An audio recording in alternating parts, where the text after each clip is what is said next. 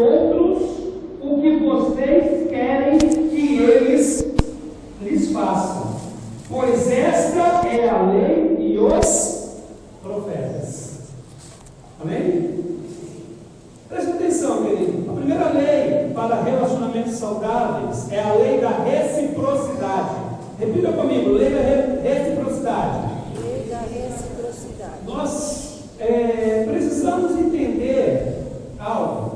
Essa lei, ela está intimamente ligada à capacidade de perceber o outro, ou seja, ir além de nós mesmos e conseguirmos agir de forma correta com relação àqueles que estão à nossa volta. O que Jesus está falando aqui é basicamente o seguinte, que nós, e isso é importante de entender, se nós não queremos ser ofendidos, então nós não devemos ofender. Se nós não queremos ser maltratados, então nós não devemos maltratar. Se nós não queremos ser injuriados, então a gente não deve injuriar. Se a gente não quer ser caluniado, então a gente não deve caluniar. É a lei da reciprocidade, entende? Ou seja, se você acha que algo é ruim para você, você não deve fazer este algo que é ruim para você com outras pessoas. Porque qual é a nossa tendência humana? Qual é a nossa tendência humana? A nossa tendência humana é sentir o impacto e a dor daquilo que fazem contra nós. Quando você, por exemplo, é humilhado, alguém te ofende em público e você é humilhado. É ruim, não é? Quem gosta disso? Quem gosta disso? Ninguém gosta disso. Ninguém gosta de ser humilhado publicamente. É uma sensação extremamente desagradável, é uma sensação péssima, terrível.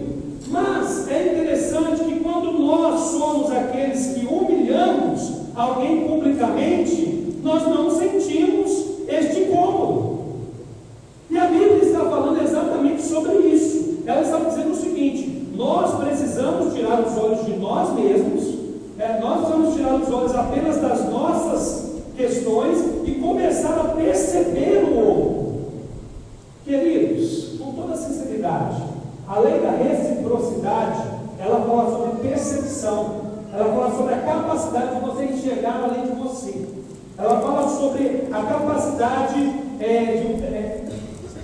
a lei da reciprocidade, ela tem uma natureza descentralizadora, entende? Ela deixa de ser focada em você, ela ensina que você tem que deixar de ser focado em você para focar no outro, baseado no amor. Então, quando nós falamos da lei da reciprocidade, nós não estamos falando de uma atitude egoísta, porque senão nós vamos começar a pensar assim: eu não vou fazer porque eu não quero que façam comigo. Entende? Nós vamos começar a raciocinar de forma egoísta, hipócrita e não espiritual. Tipo assim: eu não falo mal de ninguém porque eu não quero que fale de mim. Não é esse o ponto. Não é esse o ponto. O ponto é que se nós formos guiados pelo amor, se nós formos guiados pelo Espírito Santo, nós não vamos falar mal. Estou pegando, por exemplo, falar mal de uma pessoa. Falar mal de uma pessoa porque nós sabemos o impacto daquilo na vida daquela pessoa. É a lei da percepção, da capacidade de se colocar no lugar, de entender a realidade da pessoa. Como você faz isso? Exercendo empatia, se colocando no lugar do outro.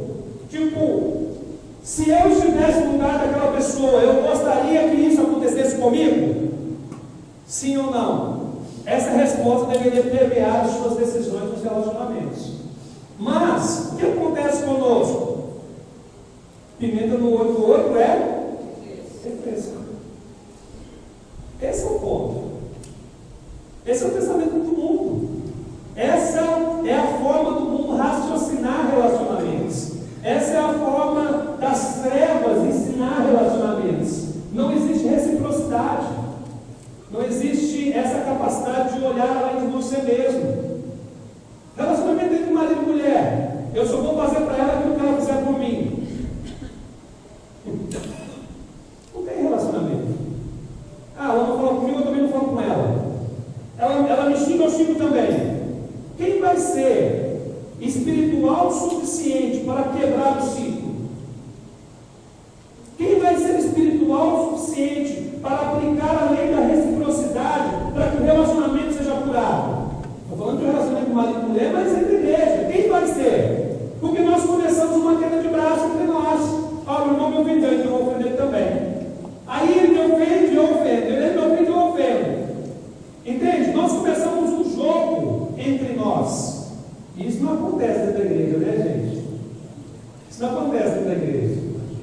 Isso também não acontece dentro de casa, né? Isso não acontece dentro de casa. Entre pais e filhos, filhos e pais, entre marido e mulher. Isso não acontece, né? Isso é coisa que eu estou inventando, né? Eu estou surtando aqui nisso que eu estou falando. Amados, ou a gente começa a entender a verdade bíblica e nós permitimos que o Espírito Santo de Deus molde a nossa vida à luz dessa verdade, ou que nós vai ser sempre pessoas religiosas, pessoas que dizem que são algo que de fato elas não são. O que o mundo espera de mim e de você? O que o mundo espera de mim e de você? O mundo espera de nós uma atitude diferente, espera de nós uma postura diferente, porque nós chegamos para o mundo, para o sistema mundano, por assim dizer, e nós somos filhos de Deus. Eu sou mais merecedor. A unção de Deus está em mim, beleza, mas isso tem feito diferença dentro da sua casa? Isso tem feito diferença nos seus relacionamentos? Isso tem feito diferença no seu dia a dia? Você tem buscado um aperfeiçoamento em Cristo nos seus relacionamentos para que a glória de Deus se manifeste através de você? Porque, amados, não existe, olha, eu vou te falar uma coisa. Provavelmente, aquilo que mais manifesta a presença de Deus no nosso meio são relacionamentos restaurados e curados. Porque nós achamos que é poder, nós achamos que é culto carismático, nós achamos que é boa palavra pregada. Não, na verdade, acho que a maior marca da igreja deveria ser o amor. A maior marca da igreja deveria ser relacionamentos marcados pelo amor, porque na verdade foi isso que fez a igreja se tornar algo diferente, algo que ela deve ser. Então nós vamos parar para avaliar. Nós vamos falar sobre relacionamento. Falei algumas coisas semana passada e estou continuando aqui falando sobre uma lei simples, a lei da reciprocidade. Jesus disse: assim tudo façam aos outros o que vocês querem que façam a vocês, e aos outros o que vocês querem que eles lhe façam, ou não façam aos outros aquilo que você não quer que faça com você. Dá na mesma, né? O princípio é o mesmo. Basicamente Jesus está nos ensinando: perceba que existe um ser humano do seu lado, perceba que existe alguém tão necessitado de ser algo do amor de Deus, do entendimento quanto você. Mas qual é a nossa relação com o próximo? De tolerância. A nossa relação com o próximo é de tolerância. Nós queremos ser compreendidos, mas não gostamos de compreender. Quando o marido liga para a mulher, né, a mulher, ele quer que a mulher entenda ele, mas ele não entende a mulher. Ele não compreende a mulher. A nossa relação é de intolerância. Então a lei da reciprocidade precisa entrar nessa hora. O que eu não quero, eu não vou fazer. O que eu quero, então eu vou fazer. É essa lei, é quase que uma lei de semeadura, por assim dizer. Entende? O que eu quero dizer? É quase uma lei de semeadura. Eu semeio aquilo que eu quero colher. Basicamente, a grosso modo, seria isso. Mas não com uma atitude egoísta, no sentido assim, eu faço porque eu quero receber. Não, eu faço porque eu percebo que os meus olhos veem a outra pessoa. Eu vou falar uma coisa para você. Eu pego sempre exemplo de casais, porque eu acho que o relacionamento marido e mulher é um relacionamento que fala muito sobre. É o relacionamento mais profundo que existe, ou pelo menos deveria ser o relacionamento mais profundo que existe. E nós, quando nós estamos lidando com aconselhamento, com situações que envolvem casais problemáticos ou com problemas na área de relacionamento, nós percebemos com clareza que falta a capacidade de perceber o outro. Um casal já não está mais vendo o outro. Um cônjuge já não está mais enxergando o outro. Ele não está mais percebendo o que está acontecendo com o outro. Entende o que eu quero dizer? Quem entende o que eu quero dizer? Às vezes tem uma pessoa, o seu esposo, a sua esposa do seu lado está morrendo e você não percebe mais. Por que você não percebe? Porque você está preocupado com aquilo que é importante para você. Você está pensando assim, eu tenho minhas necessidades e ele também tem para mim. Mas do seu lado tem uma pessoa morrendo. Alguém tem que quebrar o ciclo. Alguém tem que chegar e dizer assim: esse ciclo de erros precisa ser quebrado. E quem vai tomar essa decisão sou eu. Então eu vou começar a agir baseado na lei da reciprocidade. Eu vou semear na vida daqueles que eu preciso semear. Eu vou quebrar essa força motriz maldita que vem do inferno, né? Que vai gerando esse comportamento equivocado. Quem está entendendo o que eu estou falando? No fundo do coração. Você quer ter relacionamento saudável? Quem aqui gostaria de ter? Com um amigo, com a esposa, com a noiva, com a namorada, com o vizinho, com a vizinha, com o patrão, com o periquito, com o papagaio, com o curioso, qualquer um. Quem gostaria? Vá. Aplique a lei da reciprocidade em sua vida. Não faça isso porque eu estou te dizendo, faça isso porque Jesus disse. Jesus falou. Isso está na palavra de Deus. Não se esqueça, isso está aqui, no livro que você confessa, sendo o seu livro de fé e prática. Então, se está aqui, é porque você pode viver. Amém? Vou ler mais uma vez o versículo. Assim, em tudo, façam aos outros o que vocês querem que eles lhes façam, pois assim é a lei e os profetas. Amém? Vamos continuar. Atos 20, 35. Abra sua Bíblia em Atos 20, 35.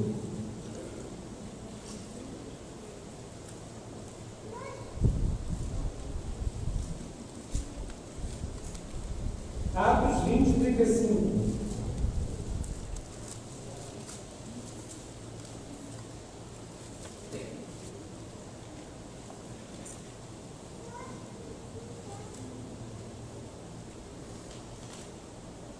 Atos 20, versículo 35.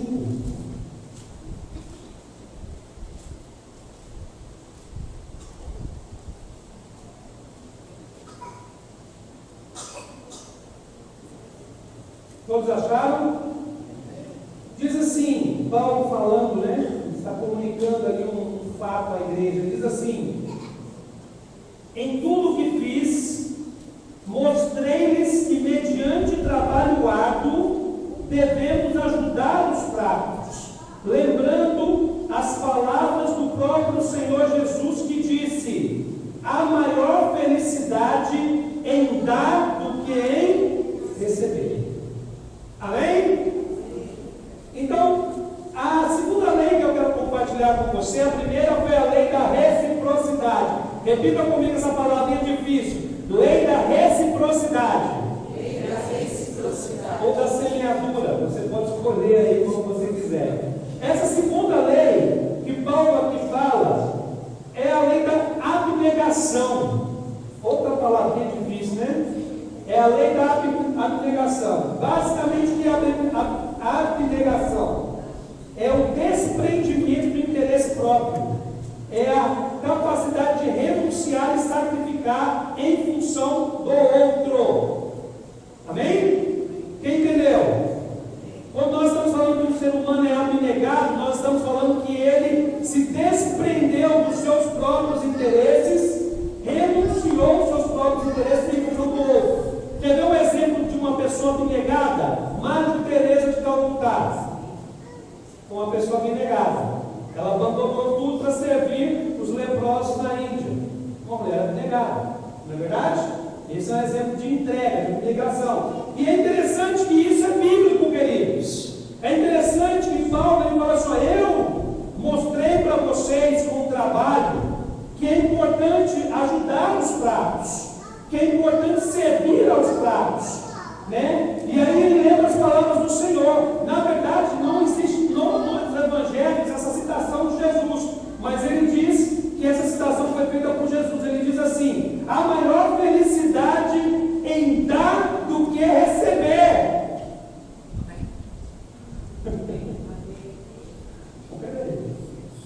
Vamos ser sinceros. Vamos julgar real. Quantas vezes nós achamos realmente que há maior felicidade em dar do que receber? Nós. Vamos ser sinceros com a nossa própria vida cristã. Quantas vezes nós entendemos esse princípio e colocamos esse princípio em prática na nossa vida, e isso gera em nós alegria por estarmos fazendo isso, por abnegarmos, por sermos pessoas abnegadas, desprendidas do seu próprio interesse, por renunciar em função do outro. Quantas vezes isso nos traz de fato alegria? Porque a Bíblia diz que Jesus falou, a maior felicidade, Jesus disse que a maior felicidade de quem dá do que receber. Mas você entende que essa ordem ela foi mudada? Ela foi mudada no mundo, nem se fala.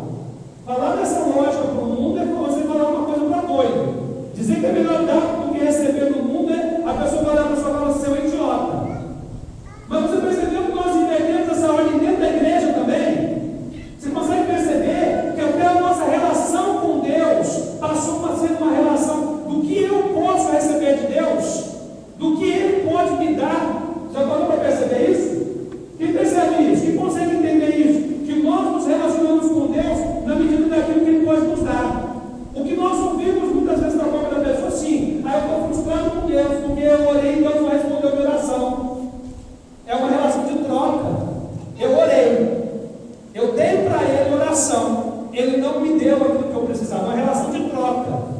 É uma relação de troca. Existem muitas pessoas frustradas, decepcionadas, equivocadas dentro da igreja porque não entenderam essa própria relação com Deus. A relação dela, do cristão para com o seu Senhor, é uma relação onde você quer receber. E se você não recebe, então você se frustra. E frustrado você se afasta. Por que Deus deixou que eu sofresse? Por que Deus levou meu marido? Por que Deus não me deu um filho? Por que Deus não me fez rico? Então é sempre assim, porque eu não recebi aquilo que eu queria. Então eu transfiro toda a minha frustração para Deus. A lei da abnegação, ela se aplica em que sentido? Para quebrar esse comportamento equivocado. Porque da mesma forma que nós nos relacionamos com Deus, queremos receber de Deus apenas, nós começamos a nos relacionar com as pessoas. Nós começamos a nos relacionar com as pessoas baseado no princípio do que é proveitoso para nós num relacionamento.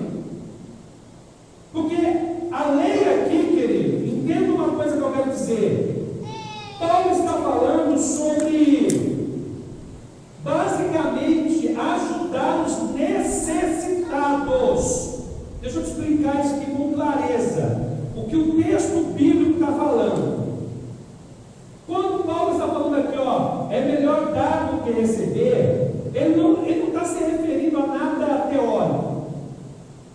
Ele não está falando sobre um conceito filosófico. Ele está falando sobre pessoas que têm necessidades reais dentro da igreja e que precisam ser socorridas dentro da igreja. Os fracos ou enfermos, como algumas traduções falam. Talvez na sua tradução esteja enfermo, na minha está fraco. Não sei como está na sua. Mas basicamente, ele está falando sobre pessoas que precisam de ajuda prática e concreta no meio da igreja. Ele está falando de pessoas que se entregam, né? A lei da abnegação, a lei da entrega, fala sobre essa capacidade de usarmos os nossos recursos pessoais, os recursos pessoais de cada um de nós para suprirmos a necessidade daqueles que estão no nosso meio e que padecem de necessidade. Melhor é dar do que receber. Quem entendeu o que eu estou falando? Não, de fato, quem entendeu o que eu estou falando? Estou falando de relacionamento, certo? Primeira coisa que eu estou te falando aqui é que existe uma lei chamada lei da semeadura ou da reciprocidade. Eu estou te dizendo o seguinte: Jesus falou, não faça com as pessoas aquilo que você não quer que faça com você. Olhe, perceba o outro, se coloque no lugar do outro e perceba como isso faz mal para ele. E percebendo como faz mal para ele, não faça. você isso, porque você pode receber isso e você não vai gostar. Foi isso que Jesus disse. Mas Jesus também fala, Paulo coloca essas palavras na boca de Jesus. Há maior felicidade em dar do que receber. Mas ele não está falando, querido, de dar abraço, de dar tapinha nas costas, de dar a paz do Senhor. Não é disso que ele está falando. Ele está falando sobre suprir necessidades reais dentro do corpo de Cristo. Aí você me pergunta assim, puxa vida, e agora, como é que a gente faz com esse negócio?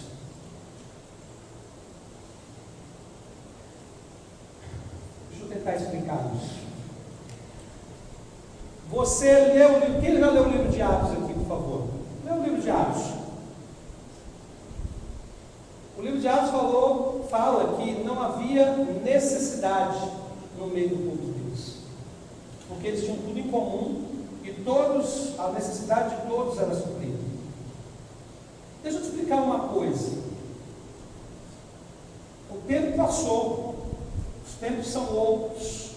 Era uma sociedade feudal, ela não era uma sociedade capitalista como a nossa, mas o princípio continua o mesmo.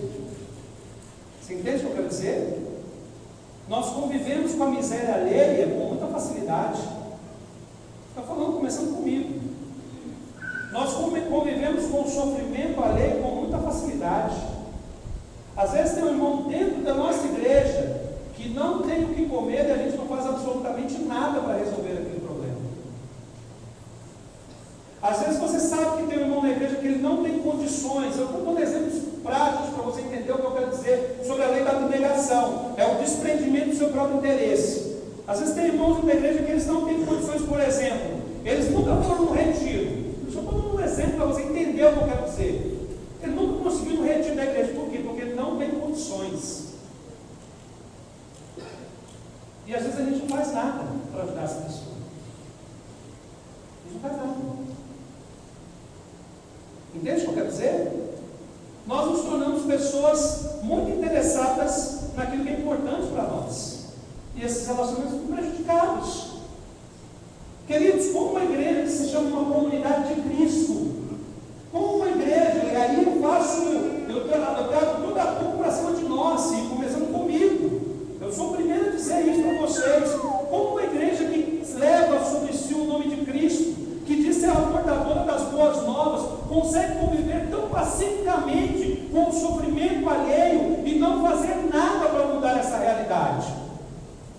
Como é que nós conseguimos isso?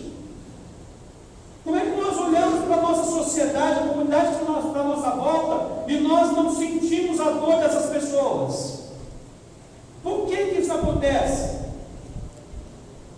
Por que isso acontece, querido? Por que nós nos tornamos tão frios e insensíveis àquilo que não diz respeito a nós?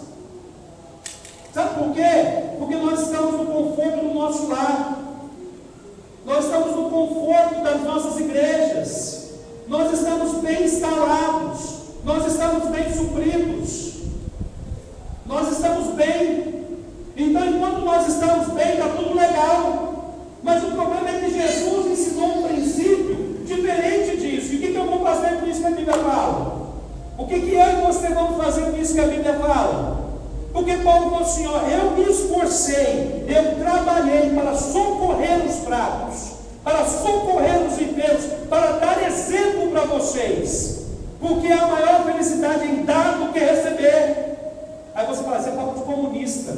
Querido, a primeira sociedade comunista, a primeira comunidade comunista que se tem notícia é a igreja primitiva, tá? Não do ponto de vista comunista, leninista, como você entende a União Soviética, não tem nada a ver com isso. Eles tinham tudo em comum. Então eles eram comunistas. Concorda comigo? Se eles tinham tudo em comum, logo eles eram comunistas. Não politicamente falando. Quem entendeu o que eu quero dizer? Quem entendeu o que eu quero dizer? A igreja é um lugar, às vezes, assim, tão hipócrita, cheia de gente hipócrita,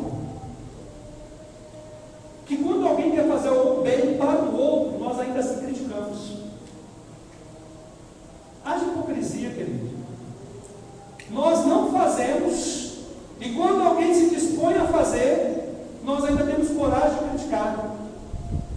Há hipocrisia no nosso meio. Nós não somos abnegados, mas nós também não gostamos de ver pessoas sendo privilegiadas. É assim que funciona a nossa cabeça. Nós não gostamos. Aonde? Você vai entender o que eu quero dizer. Nossa igreja não é formada por pessoas ricas, né? Nós somos uma igreja de pessoas de classe média baixa. Mas muitas vezes onde nós queremos o pobre? Longe da gente. É isso que nós queremos. Nós não queremos conviver com a miséria do outro. Eu já falei com pastores, eu conversei uma vez com um pastor que ele disse para mim: a minha igreja não está preparada para receber o pobre. E a vontade de dizer para eles: então você não serve para essa igreja. Você não serve para essa igreja. Seja outra coisa. Abre um bar aí, uma danceteria, mas não igreja. Onde fica a lei da abnegação? De desprender do seu próprio interesse para o outro, de doar a vida, de doar recursos, de ir além. Quantas vezes você ficou sabendo da necessidade de alguém e você fez alguma coisa prática para ajudar essa pessoa? Quantas vezes? Quantas vezes você ouviu problemas e entrou por aqui e saiu por aqui? Ah, mas essa é a responsabilidade da igreja. Mentira, essa responsabilidade é sua.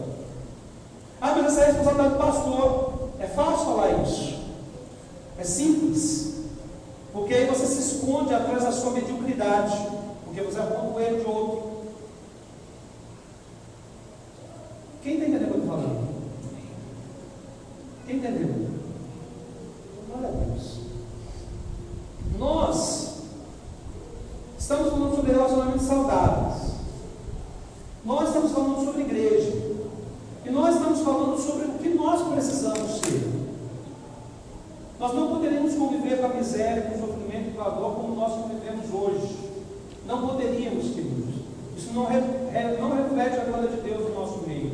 Isso não traz a presença de Deus no nosso meio. Eu continuo dizendo, é vergonhoso o que se faz hoje dentro de igrejas, como se usa o recurso que Deus dá numa igreja. É vergonhoso como hoje a visão sobre a igreja está equivocada, porque nós esquecemos a lei da abnegação, do desprendimento, da necessidade do próximo acima da nossa. Então eu estou lendo para você um texto na Bíblia. Aí você vai falar assim: ah, mas não é bem assim. Então, pelo amor de Deus, vá lá e discuta com Paulo e tente para ele explicar por que ele escreveu isso na Bíblia. E não apenas isso, mas por que ele viveu isso aqui. E por que eu e você precisamos tentar viver.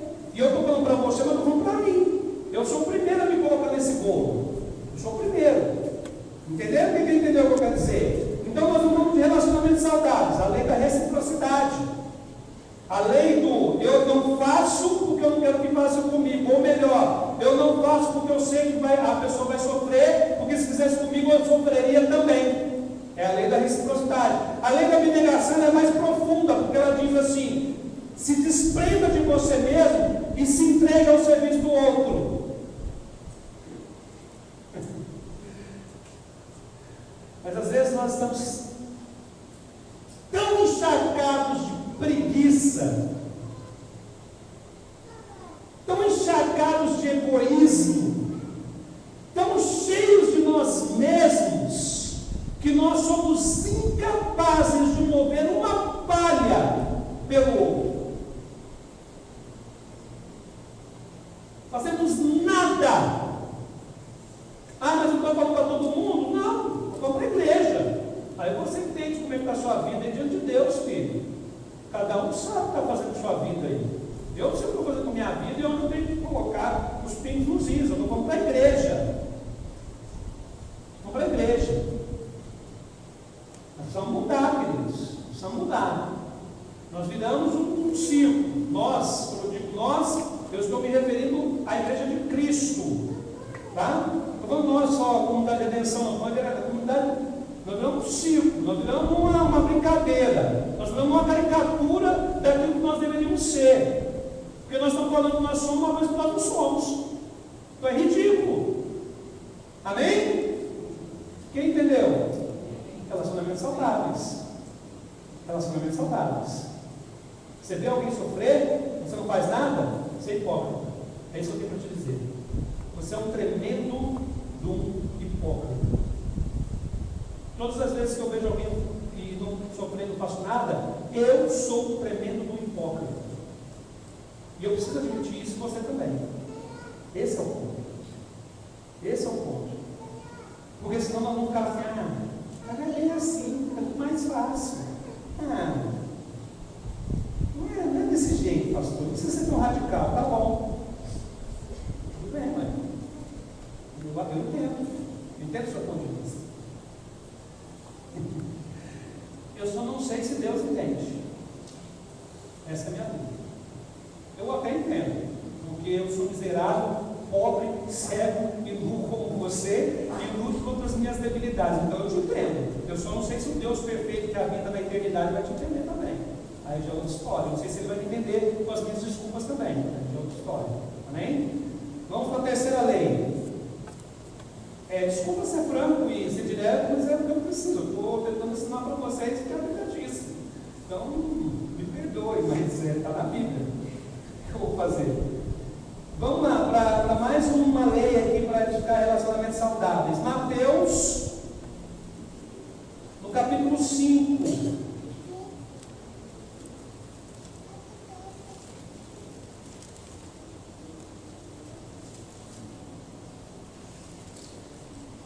Existiam dois textos, eu anotei dois textos, porque eu gostei de dois textos desse. Mateus capítulo 5, versículo 43 e 44.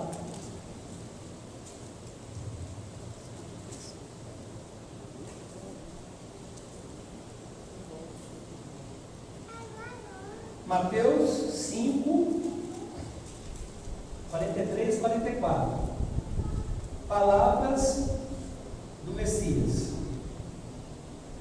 Vocês ouviram o que foi dito: ame o seu próximo e odeie o seu inimigo.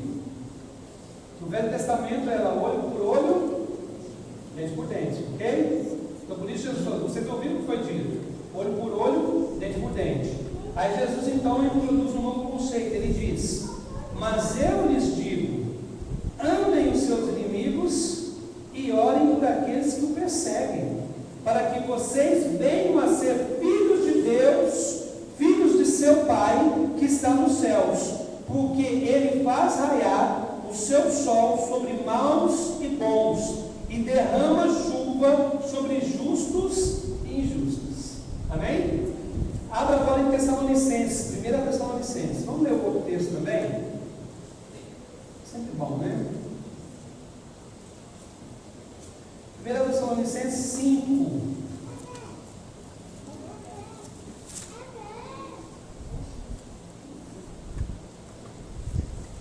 Primeira Tessalonicenses 5,15. Diz assim, 1 Tessalonicenses 5,15. Tenham cuidado para que ninguém retribua o mal com o mal, mas sejam sempre bondosos uns para com os outros e para com todos. Amém? Amém, queridos? Eu chamei essa lei aqui a lei da ação contrária. Repita comigo: lei da ação contrária. Ou seja, nós devemos agir em espírito oposto ao que age conosco. Nós não devemos pagar o bem ou o mal com o mal, mas a Bíblia nos orienta a pagar o mal com o bem. A Bíblia diz que nós devemos orar pelos que nos perseguem. A Bíblia diz que se pede para você a capa, você deve dar a túnica. Se for pede para andar uma milha, que você ande duas. A Bíblia nos instrui, queridos, a agir em conformidade com o princípio, com a lei da ação contrária, do espírito oposto. Ou seja, nós não podemos, nós queremos relacionamentos saudáveis, nós não podemos responder o mal com o mal. Nós não podemos responder na mesma moeda, pagar na mesma moeda. Nós não podemos pagar na mesma moeda. Eu sei que existe uma coisa assim que às vezes a gente leva muito a sério, e para mim às vezes isso é difícil também, porque nós temos o nosso orgulho pessoal, né, gente? Vamos concordar? Nós temos um certo orgulho, assim, aquela coisa assim, não mexe comigo, né? A gente tem um pouco disso, né? Eu acho engraçado quando a pessoa fala assim, eu sou muito bom, só não mexa comigo. Até o Hitler era bom, é só não mexer com ele. Todo mundo é bom, até que se mexa com ele. Entende o que eu quero dizer? Essa é a frase mais ridícula que alguém pode dizer. Eu sou muito bom, só não pise no meu carro. Isso não é bom. Isso não é bom coisa nenhuma. Não existe nada bom em você. Você reage como qualquer pessoa. À medida que você é ofendido, você ofende também. À medida que fazem mal para você, você faz mal também. Você paga a mesma moeda. Então você não é bom. Entende o que eu quero dizer? É a ligação contrária. A Bíblia vai para a gente diferente disso. Mas nós temos um orgulho pessoal. E isso é uma coisa muito difícil da gente lidar. Por quê? Porque, por exemplo, os homens, eu sou macho. Eu sou macho, pô. Se o cara mexer comigo, eu não posso deixar barato. Se o cara me der um tapa na cara, eu vou dar um soco na boca dele. Porque eu sou macho. A gente tem um pouco disso, né? As mulheres também têm isso, né? As mulheres também têm, não é só coisa de homem, não, mulher também tem isso. Nós temos essa coisa de preservar a nossa reputação, a nossa imagem, o nosso senso de valor, revidando na mesma medida, ou melhor, da mesma forma, e normalmente com uma intensidade maior, a afronta que nós recebemos, o mal que nós recebemos. Se alguém faz um mal a você, a nossa natureza nos impulsiona numa medida superior, fazer mal àquela pessoa. É assim que nós funcionamos, humanamente falando. Não é assim que nós raciocinamos? Se este cidadão falou mal de mim, eu vou falar mal dele, eu vou falar mal dele com muita força, porque ele vai ver com quem ele mexeu. É assim que a gente pensa. É assim que a gente pensa. A gente raciocina conforme o espírito deste mundo, que é carnal, que é demoníaco. Nós não raciocinamos conforme os princípios e os valores do reino de Deus. Porque o reino de Deus está falando que não podemos pagar o mal com o mal, mas devemos pagar o mal com o bem. Jesus está dizendo aqui em Mateus 5, deixa eu abrir aqui de novo, Mateus 5, Jesus diz assim, ó: amem os seus inimigos e orem por aqueles que perseguem você. Ô Jesus, vamos com a verdade, isso aqui é difícil demais da conta, não é não? Isso aqui é difícil demais da conta. Isso aqui é uma complicação, porque o seu inimigo, você quer ver ele se ferrar, você quer ver ele se lascar. A pessoa que te ofendeu, você está doidinho para se dar mal. Porque você está doido para falar, eu te disse, eu não falei? Mas esse não é o espírito cristão. É para mexer comigo? Tem igreja que até amaldiçoa, meu irmão. Praga gospel. Praga gospel é uma desgraça. Praga gospel. Tem irmão que fala assim, eu vou orar, Deus vai te punir. Rapaz, irmão fraquejando com o teu irmão. Eu já recebi umas pragas gospel já. Eu já recebi umas pragas gospel. Ixi, quantas vezes para falar a verdade? E já recebi muita praga gospel. Irmão desejando meu mal, falando que ia me lascar. Se lascar! Aí eu fico pensando assim, como é que um infeliz desse tem coragem de falar que é cristão com uma besteira dessa? Ele é cristão, mas pelo amor de Deus, né? Nosso coração, gente, ele precisa estar aberto. Eu estou aqui diante de vocês, um ser humano que luta contra si mesmo para poder viver o Evangelho. Eu não estou falando de uma coisa que eu posso, nossa, que legal, eu estou flutuando, olha eu em cima das nuvens, enquanto vocês, réis mortais, estão pecando nisso que eu estou falando. Não, eu estou falando para vocês que eu estou no mesmo barco, eu estou querendo viver isso que eu estou pregando, mas eu luto contra a minha carne, porque eu quero viver o Evangelho. quero que isso se torne real na minha vida. Eu quero ter a capacidade de entender e viver isso.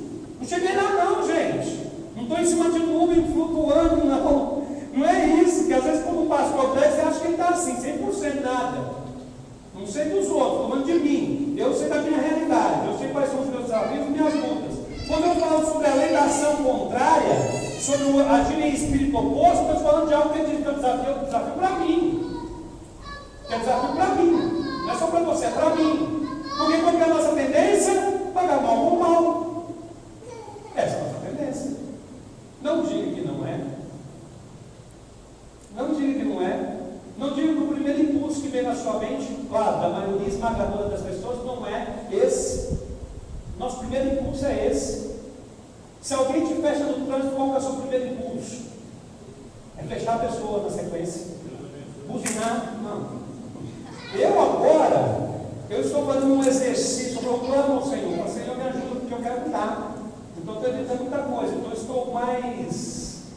Eu estou mais zen agora no trânsito. Mas você já reparou como é que é? Eu estou pegando um exemplo banal aqui, tem que ser banal. Mas eu estou falando como é a reação, é o impulso de agir no mesmo espírito. Se você está no trânsito, quem dirige, entende o que eu estou querendo dizer aqui com clareza. Está no trânsito, um cidadão te fecha. O seu primeiro impulso é meter a mão na buzina ou então tentar fechar ele na primeira oportunidade que você tiver. Esse é o primeiro impulso. É assim que é.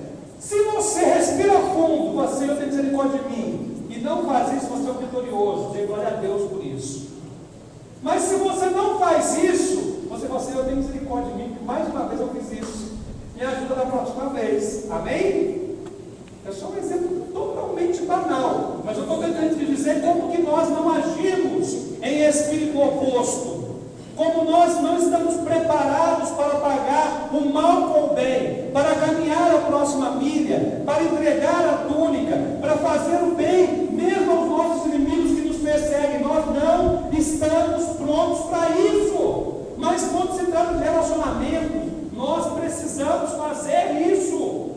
Porque pessoas vão nos injuriar, pessoas vão nos ofender, pessoas vão nos magoar, pessoas vão passar por cima de nós. E como é que nós vamos ficar nessa história toda? Querido, se você for dar vazão a todos os sentimentos negativos que brotam na sua alma com relação a outras pessoas, você vai virar um poço de amargura, um poço de ressentimento. É isso que você vai virar. Você vai virar uma pessoa totalmente desestruturada emocionalmente, um monstrinho que ninguém quer conviver, porque gente doente na alma é muito conviver. Né? Gente que tem a alma doente é muito conviver, é chato conviver com gente problemática. Essa é real. Mas se nós aprendemos a agir em espírito oposto, aí então nós estamos cumprindo o princípio bíblico. Isso vai mudar a pessoa, a outra? Isso vai mudar a outra pessoa? O Toninho me ofendeu. O Toninho falou mal de mim. Mas eu chego para o Toninho, você falou mal de mim, mas eu te perdoo em nome de Jesus. Mas ele não fez isso não, tá aí. Isso vai mudar o Toninho? Talvez não. Talvez sim, talvez não. Mas isso vai mudar quem? Nós estamos tratando do quê? De mim e de você. Às vezes nós estamos pensando na reação do outro. Tá vendo? Não vale a pena. Eu agi em espírito oposto, fui lá pedir perdão, ele virou as costas e falou comigo, ué. O problema é dele, fazer o quê?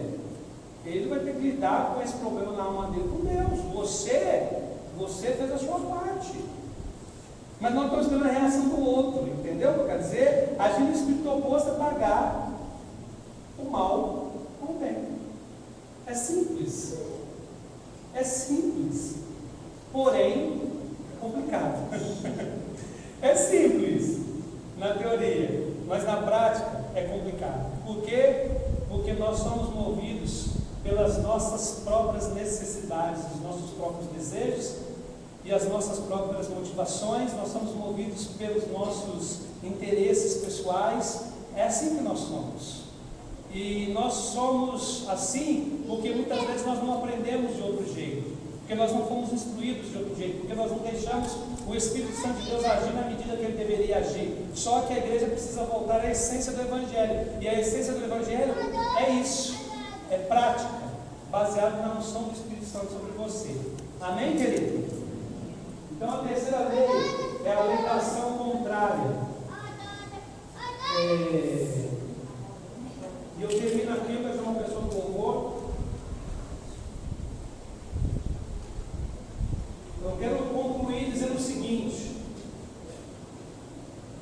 quando nós falamos em relacionamentos, queridos, obviamente nós não podemos esquecer que todos nós aqui carregamos um histórico de vida, entendeu? Nós não podemos ignorar o histórico de vida, que influencia. Você é o resultado direto da sua vida. É ou não é?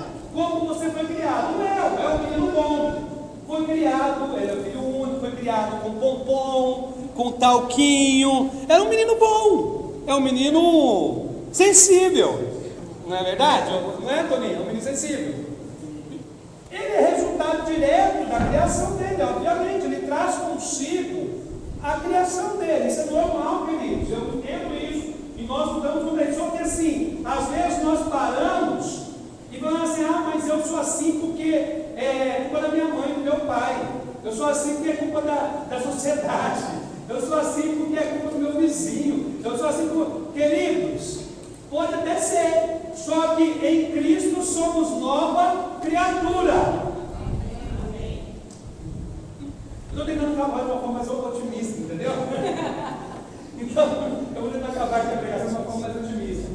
Você pode até falar assim, ó: ah, mas é difícil, porque eu tenho um histórico, eu sofri demais nessa vida. A minha vida foi muito complicada. Minha mãe me bateu, meu pai me dava amor, eu não recebi abraço, não conheci meu pai, bereri, bororô. Você pode falar tudo isso, eu entendo. E isso influencia nas suas ações, sim. Só que em Cristo nós somos nova criatura.